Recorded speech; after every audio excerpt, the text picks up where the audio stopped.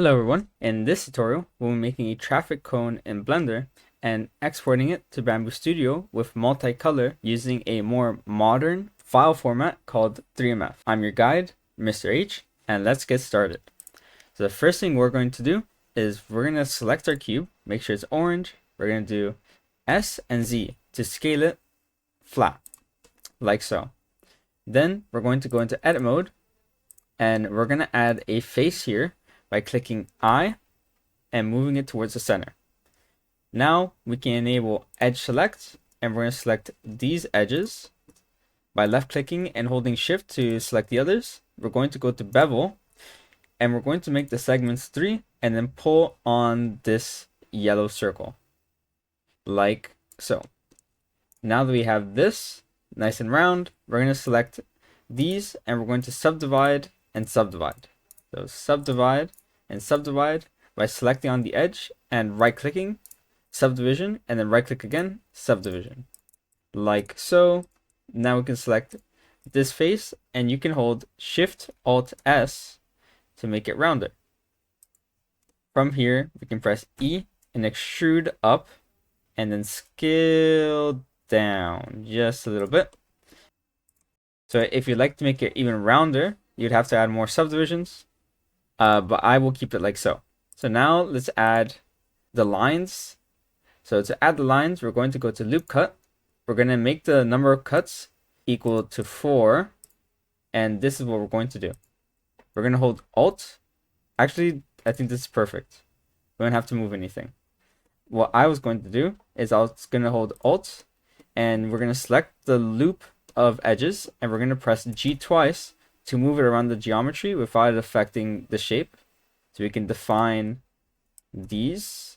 It was perfect before, but I just wanted to show you an example. Now we can go to the viewport shading. We're going to do face select, going to go here to materials, and let's make this orange by default.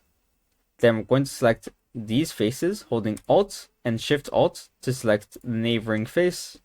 We're going to click plus, new, and assign. And now we have our traffic cone. Now what we can do is we're going to use the more modern printing file format so we can export these as different filament types in Bambu Studio. To do this, we have to go to edit, preferences, and we have to install an add-on. So we're going to do allow online access. So we're allowed to download extensions. Then we're going to give this a few seconds and we're going to search up 3MF. We want the 3MF import/export.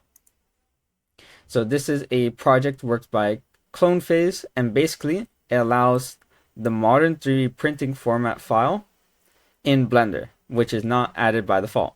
Previously it was STL, but this is the better version and it allows for color exportation and separate parts. So now that we have this and the extension, we're going to click on File, Export, 3D Manufacturing Format, and we're going to go to Downloads. As you can see, I tried this out earlier. So we're going to name this Traffic Cone and hit Export 3MF. Now once this is done, it should say this in the bottom. We're going to click on our Bambu Studio icon and open Bambu Studio. And now that we're in Bambu Studio, we're going to hit on Prepare. We're going to go to our File Explorer and we're going to drag and drop the traffic cone 3MF file. Press OK, and there we have it. So let's size this up just a little bit and hit Slice Plates. And as you can see, it's different filament types that we can print from.